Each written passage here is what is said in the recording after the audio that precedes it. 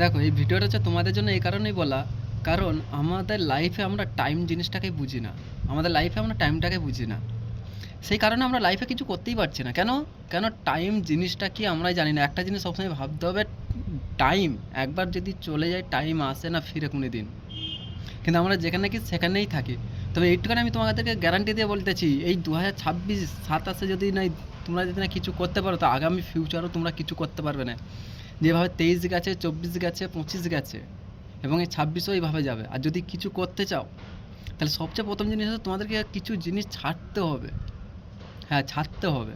কি ছাড়তে হবে?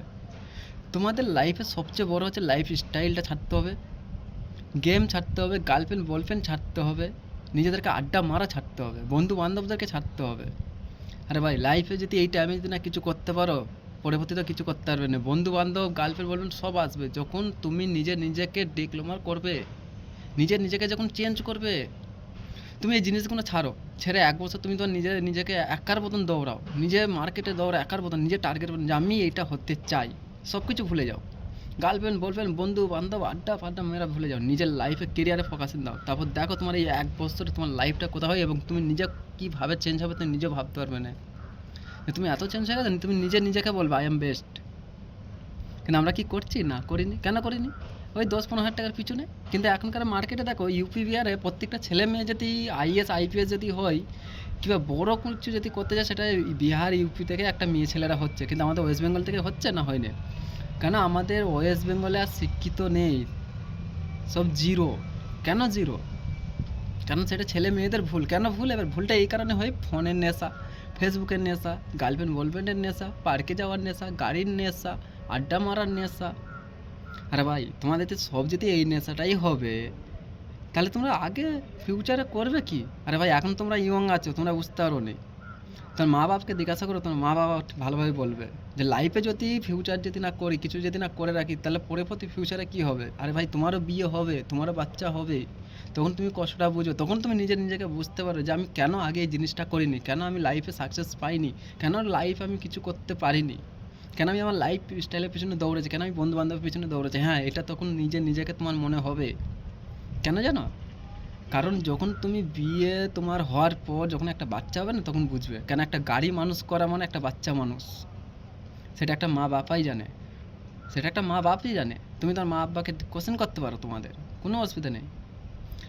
যে ছোটোবেলার থেকে একটা কোশ্চেনই করো, ছোটোবেলার থেকে 18 বছর অবধি কিংবা 20 বছর অবধি আমার পিছনে তোমরা কত টাকা খরচা করেছো, হিসাব দিতে পারবে কি? পারবে না। কেন? কয়েক কোটি টাকা, আর তোমরা কিনো কয়েক লাখ টাকার গাড়ি। তাহলে ভাবো, আমরা তাহলে লাইফটাকে কোথা দিচ্ছি, টাইমটাকে কোথা দিচ্ছি? পাউন্ড কাউন্টারে দিচ্ছি না, দিচ্ছি ওয়েস্ট। কিন্তু এখনকার মেয়ে ছেলেরা কি বুঝে? না, বুঝবে না। কেন বুঝবে না? কারণ এই কারণে বুঝে না, কারণ লাইফ স্টাইলটা হচ্ছে লাইফ স্টাইল। আরে ভাই, গার্লফ্রেন্ড বলবেন না আমরা জানি। আরে ভাই, ভালোবাসা কাকে বলে তোমরা জানো? আমরা দেখি যে মেয়েটা খুব সুন্দর দেখতে, এই ছেলেটা হেভি সুন্দর দেখতে, পটায় লাইন মারি, এই জিনিসটাই আমি ডাইরেক্ট পোস্ট করি। আমার মুখ থেকে তোমরা সবাই এরকমই পাবে। দেখো, প্রত্যেকটা ছেলের মেয়ের বাইরেটাতে সুন্দর দেখতে হবে, কিন্তু একটা ছেলে মেয়ে যখন মরে যায় না, মারা যায় না, তাদের ভিতরে না শুধু নোংরাটা থাকে। বাইরেটা চকচক করলে কোনো যায় আসে না, কিন্তু তোমরা কি ভিতরটা দেখো? তোমরা দেখো না, ফর্সা দেখতে হেভি, চোখ হেভি সুন্দর, তোমরা এইসব জিনিস ফলো করো। আর যখন ওই ছেলে মেয়েরা যখন মারা যাবে না, তখন তাদের চেহারাটা দেখবে কেমন হয়ে যায়, তখন ওই বডিটা পাবে না। তোমরা যে বডি বলো না, এত সুন্দর বডি, ওই জিনিসটা পাবে না। লাইফে কিছু করতে গেলে সব কিছু ছাড়ো, সব কিছু ছাড়ো, নিজের লাইফে ফোকাসিং দাও। আর ভাই, তুমি বিহারে ইউপি মেয়েদেরকে দেখো, তারাও প্রেম ভালোবাসা করছে, কিন্তু মেয়েদের পিছনে ছেলেরা দৌড়াচ্ছে। কেন জানো? কেন? ওখানে বেশি ছেলেদের চেয়ে বেশি মেয়েদের ইনকাম।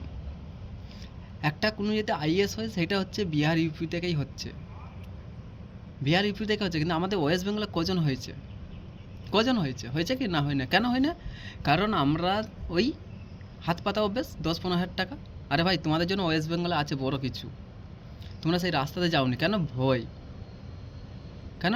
সেই ভয়টা কি ভয়? আর ভয় হচ্ছে এটাই, এছাড়া লোক কি বলবে, কি বলবে, পাশের বাড়ি কি বলবে, এই লজ্জার ভয়টাই হয়ে গেছে কথা। মান সম্মান, এই দুনিয়াতে কিছু করতে গেলে মান সম্মান দেখলে হবে না, তখন দেখবে তোমার পাশের বাড়িটাই বড় হয়ে গেছে, তুমি গরিব কি গরিবই হয়ে গেছে, জানো কি?